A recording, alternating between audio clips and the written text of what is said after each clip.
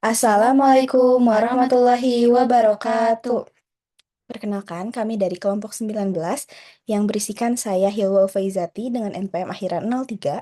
Dan saya Tasya Al-Ghazara dengan NPM akhiran 23. Di sini kami akan mempresentasikan progres dari paper aspek matematika dana pensiun dengan judul yang kami ambil proyeksi kecukupan dana pensiun aparatur sipil negara menggunakan metode traditional unit credit dengan pendekatan time value of money. Baik, selanjutnya akan masuk ke latar belakang. Mengapa dana pensiun ASN ini perlu diperhatikan? Karena yang pertama, dana pensiun adalah instrumen perlindungan finansial jangka panjang bagi pegawai purna tugas. Lalu yang kedua, ada ASN Indonesia diatur oleh PP No. 11 tahun 1969 mengenai skema manfaat pasti atau defined benefit. Lalu yang ketiga, ada seluruh kewajiban aktuaria ditanggung penuh oleh negara. Lalu yang keempat, jumlah ASN aktif itu lebih dari 4,2 juta jiwa menurut BKN 2022 dengan beban fiskal yang sangat masif.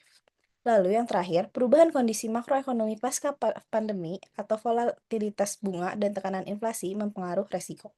Lalu, tujuan dari penelitian ini sendiri yaitu pertama ada menghitung biaya normal atau NC dan kewajiban aktuaria atau AL menggunakan metode TUC. Yang kedua, ada memproyeksikan rasio kecukupan dana pada skenario pendanaan penuh dan defisit. Lalu yang ketiga, ada menganalisis sensitivitas kewajiban aktuaria terhadap perubahan tingkat diskonto.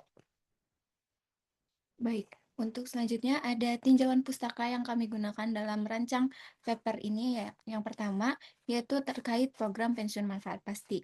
Dana pensiun adalah badan hukum pengelola program imbalan pensiun menurut UU No. 11 tahun 1992. Dan yang kedua, PPMP atau Program Pensiun Manfaat Pasti, yaitu besaran manfaat yang ditetapkan di muka. Iuran ditentukan via valuasi aktuaria. Dan yang ketiga, formula manfaat ASN yaitu 2,5% dikali gaji pokok terakhir dikali masa kerja menurut PP No. 11 tahun 1969.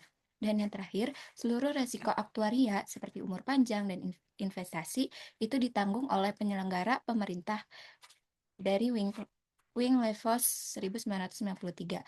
Terus yang kedua, itu ada time value of money dalam aktuaria, yaitu uang saat ini bernilai lebih tinggi dari jumlah yang sama di masa depan. Dalam aktuaria pensiun, nilai manfaat masa depan didiskon ke nilai kini menggunakan tingkat diskonto. Tingkat diskonto sendiri mencerminkan imbal hasil aset dana pensiun. Time value of money harus digabung dengan probabilitas hidup dari tabel mortalitas yang menghasilkan nilai kini anuitas jiwa. Selanjutnya, ada metode tradisional unit credit, itu diwajibkan oleh IAS 19 dan PSAK 24. Setiap tahun masa kerja menghasilkan satu unit manfaat yang bernilai sama. Kewajiban aktuaria adalah nilai kini seluruh unit manfaat yang telah terkumpul. Selanjutnya, keunggulan dari metode tradisional unit credit sendiri itu dia mengakumulasikan kewajiban secara aktual yang adil dan transparan. Dan sifat khasnya yaitu normal cost meningkat seiring bertambahnya usia. Maka biaya mendanai manfaat semakin mahal mendekati pensiun. Selanjutnya itu ada tabel mortalitas TMI 2011 yang diterbitkan oleh AAJ yaitu Asosiasi Asuransi Jiwa Indonesia.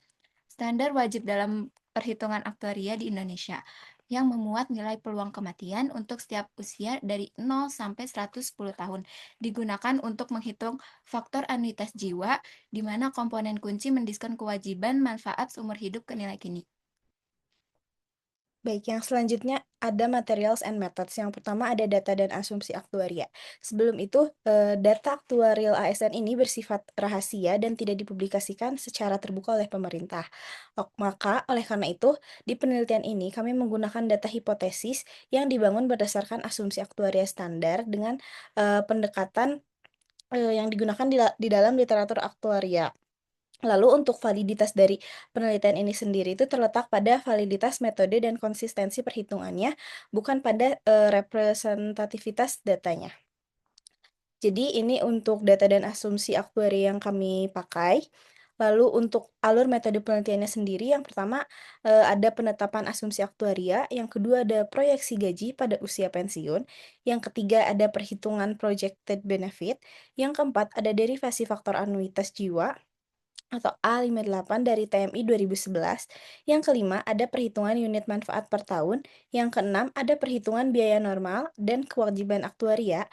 Yang ketujuh, ada proyeksi kecukupan dana dengan skenario 100% NC dan 50% NC. Yang kedelapan, ada analisis sensitivitas tingkat diskonto.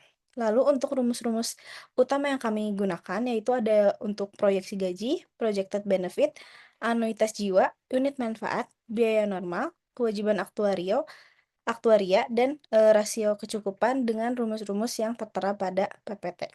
Lalu untuk progress paper sendiri yang sudah kami jalankan sejauh ini, kami sudah sampai pada tahap derivasi faktor anuitas jiwa. Mungkin sekian presentasi dari progress paper pada matematika aspek dana pensiun ini. Mohon maaf apabila ada kesalahan. Wassalamualaikum Assalamualaikum warahmatullahi warahmatullahi wabarakatuh. wabarakatuh.